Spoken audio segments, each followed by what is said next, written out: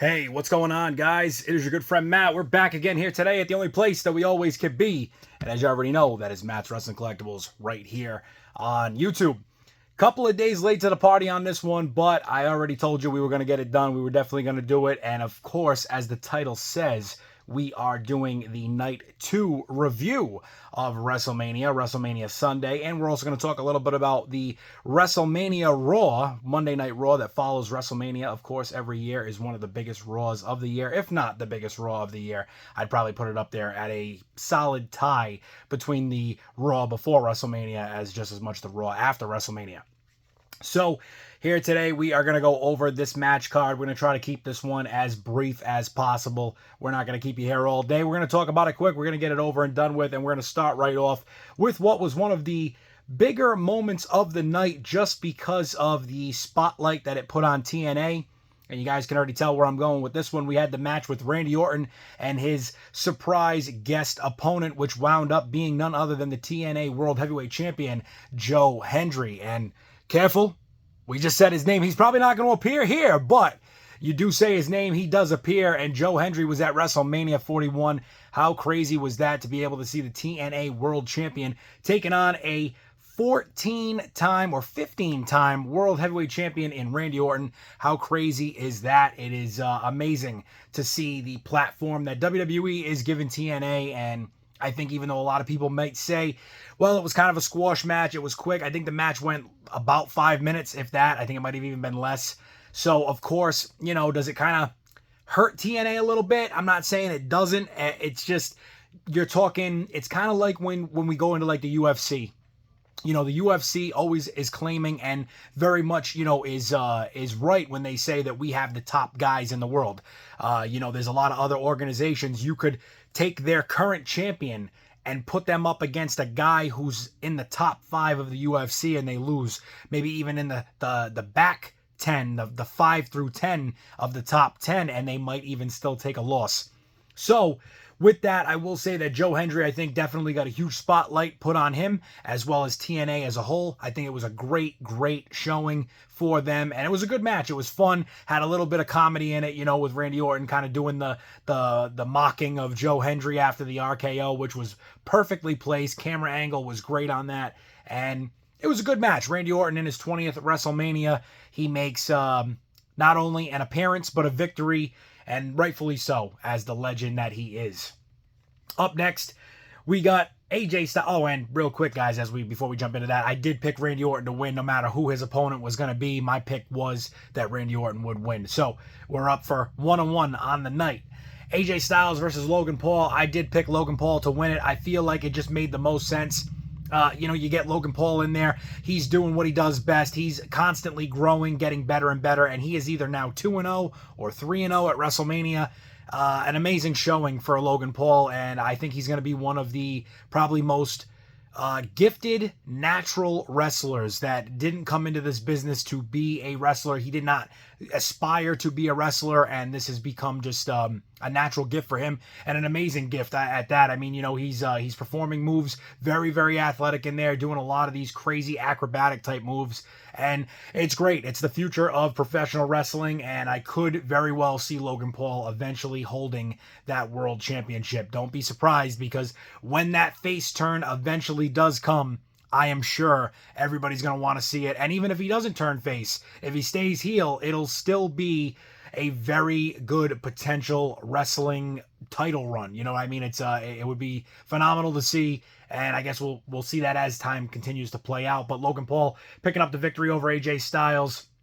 And then we had a little bit of, you know, extra storytelling in there with Karrion Kross. And we'll see what happens. We'll see where this all goes. But Logan Paul taking the victory. We'll see where we go leading into Backlash. Up next, we had the Sin City Street Fight, and my pick was Drew McIntyre, who did come out with the victory over Damian Priest.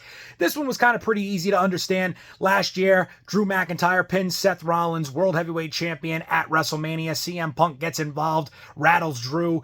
Damian Priest comes running down, cashes in the Money in the Bank, beats Drew at WrestleMania, wins the world title, makes Drew a World Heavyweight Champion for 5 minutes on the grandest night of them all. So this was very easy to see. This was a year play out of long-term storytelling, I guess you could say, at that, and Drew McIntyre picking up the win. I think that was pretty evident. In the IC title fatal 4-way match, I did pick Dom Mysterio for the win. He did take it. As I said, it made the most sense, especially with what we saw afterwards. Now, I didn't know anything about this Braun Breaker stuff with Paul Heyman and Seth Rollins, so my original thing here was, if Dom Mysterio did not win this belt, I very much believed that Braun Breaker was going to retain. But this makes all the more sense now. Braun Breaker goes into a new storyline with Paul Heyman. Being a Paul Heyman guy, will it change things for him? What will he become in that role? Will he go back after the IC title? Will he have his sights set on some larger goals? Who knows? We will see what happens again as time plays out here. But Dom Mysterio winning the IC title, and now it sets up a great feud between him, Finn Balor, and the potential of the Judgment Day finally coming to an end. Who knows when that will happen? Will Judgment Day end at SummerSlam? Will it end at the Survivor Series? Will it end at Royal Rumble? Who knows where it will end? But it will definitely end at some point in 2025. I do believe that to be the case. So we had Dom Mysterio picking up the win there, and now on the night we are 4 for 4. That's not a Wendy's meal here. We're 4 for 4 on the night at WrestleMania. So up next we had the women's tag titles, and as I already told you guys when we started this all off, I think the women's tag titles, need to be 86th, hit the trash can, be gone. Show you a little Medusa, a little Alundra Blaze dropping that belt right in the trash can. Goodbye, women's tag division. It needs to go. Lyra Valkyrium, she gets the guest partner of a lifetime, right, with Becky Lynch.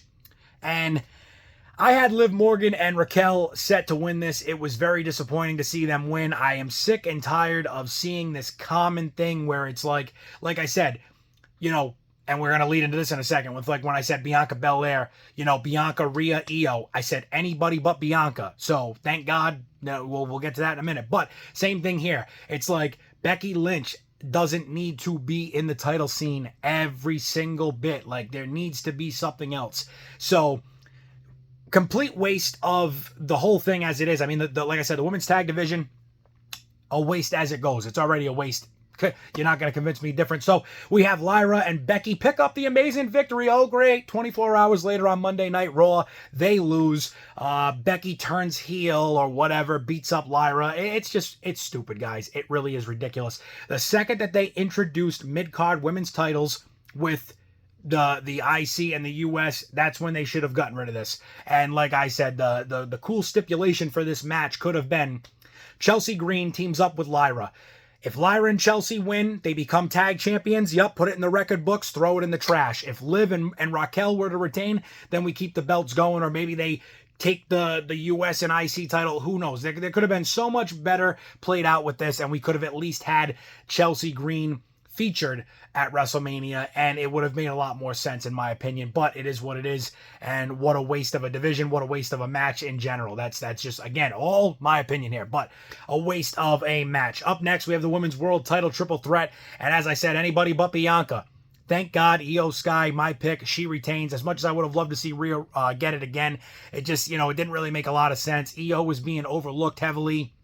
However, I think the finish to the match was a bit awkward.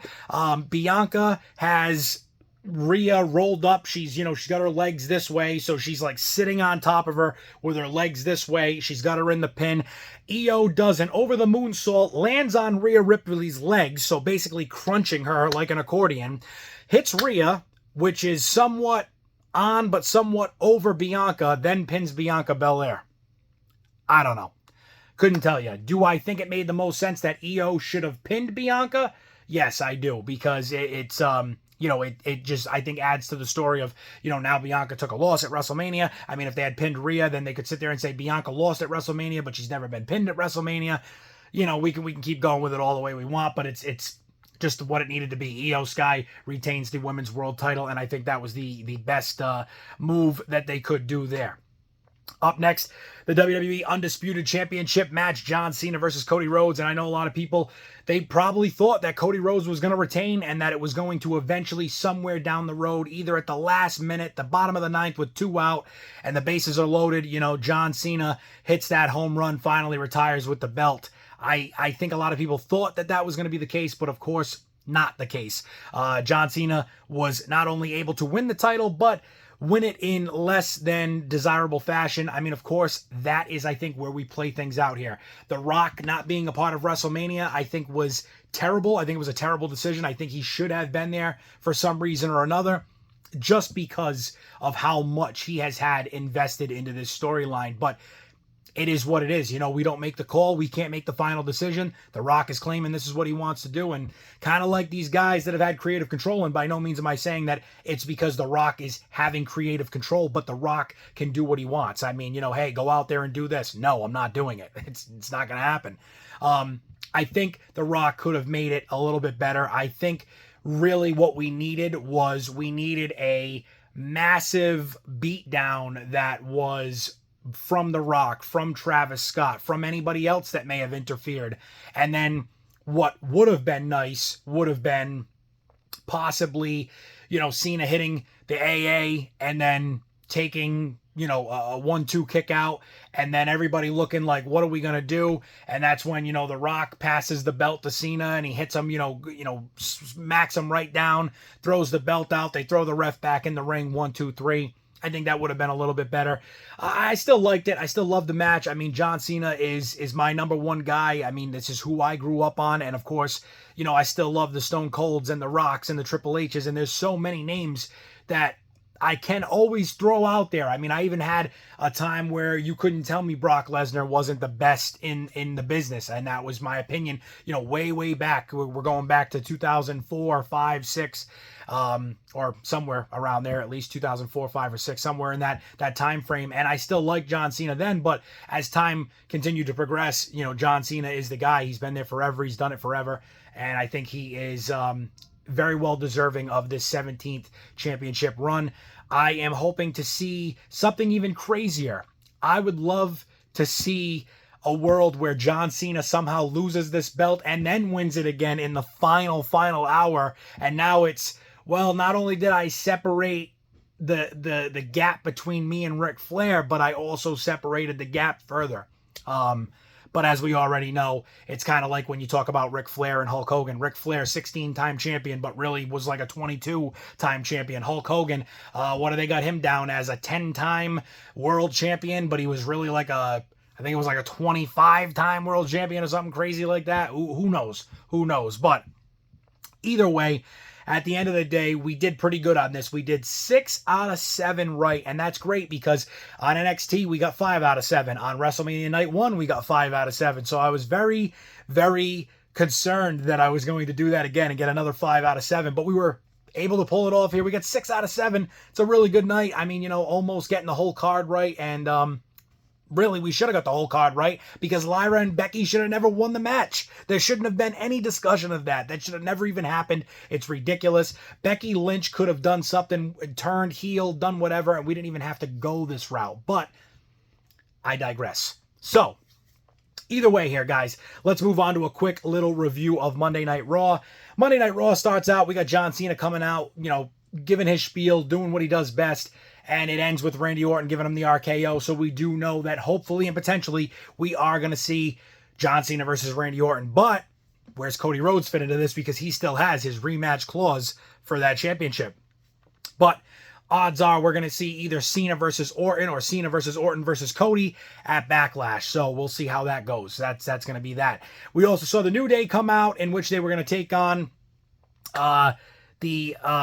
what is it? What are they calling it now? I don't even know. It's is it Alpha Academy? It's not American Made? I think American Made. Chad Gable moved on with that. Sometimes I get these things confused because there's so much going on. But Alpha Academy or whatever it is, Otis and Tozawa, they were going to take on Kofi and Xavier for the World Tag Titles, and unfortunately that did not happen because we saw the return of Rusev, also known as Miro from AEW, coming back to WWE. Kind of a little bit on the fence with how this goes. He came back. He's now showing he's a heel. He beat up the good guys, but who knows? I mean, this could go either way. I'm happy to see him back in the company, but I will say this. I think that they should have done what was the smart move.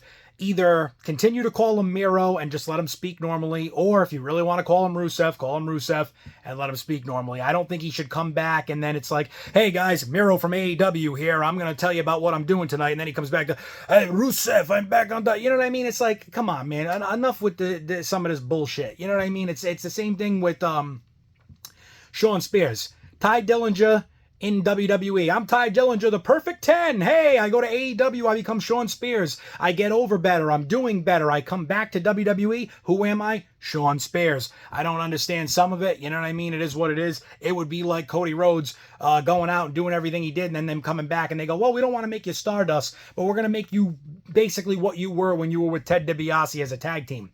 Doesn't make sense. I think Miro, Rusev, I think he should have came back with a little bit of a different, a little bit of a different way of it. I heard him talking, sounded like he was speaking in that accent. I don't know. I just think it would be better off just to let him be more of himself. It is what it is. Aside from that, we also did see obviously Becky Lynch turn on Lyra in the tag match that happened there. We also saw, I think, did Jey Uso come out? Jey Uso did come out, and, was it Jey Uso that came out? Yeah, Jey Uso did come out. We saw that with Jimmy, and we saw that with Sammy. They all celebrated. That was nice. At the end of the night, we see Paul Heyman come out with Seth Rollins. A little bit into that, CM Punk comes down. Rollins and CM Punk go at it a little bit. And then all of a sudden, we see out of nowhere, okay, now this is all turning again. Then here comes Roman Reigns after CM Punk's down. Then that starts, and then all of a sudden, out of nowhere, as Roman's about to go for the spear, here comes Braun Breaker. He spears Roman.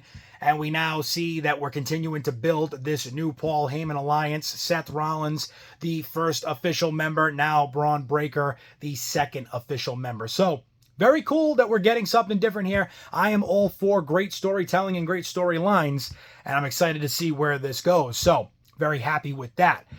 Definitely think it was a great show all the way around between WrestleMania and Monday Night Raw. A lot of people upset with Mania for certain reasons. Between Mania Night 1 and 2, all the way around, I'd probably have to give it about an 8.3, 8.2 out of 10. That's my opinion of the show. I liked it a lot. I thought it was really good, and I'm excited to see where we go as we keep moving forward here. So, very much going to be something that we see play out. Can't wait for Backlash. It's going to be a great time.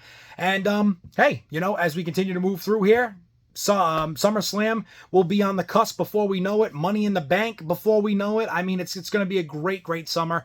And that is why, as you guys can already tell here, we're already getting into the swing of things. The summer is here. The winter depression beard is gone. As you guys can see, that big freaking orange thing, we had to get rid of it, That was the end of that. So now we're just red. We got a little bit of the orange and the brown going because it's like the longer it gets, the more orange it gets. And we're not trying to do that anymore. That depression beard is gone. We shed it away. It's done. WrestleMania weekend's over. We're on our way to Backlash. We're on our way to Money in the Bank and SummerSlam. It's going to be great. It's going to be absolutely phenomenal. I can't wait to see what goes on over the course of this summer 2025. And so many storylines that are set to play out. So, can't wait for that.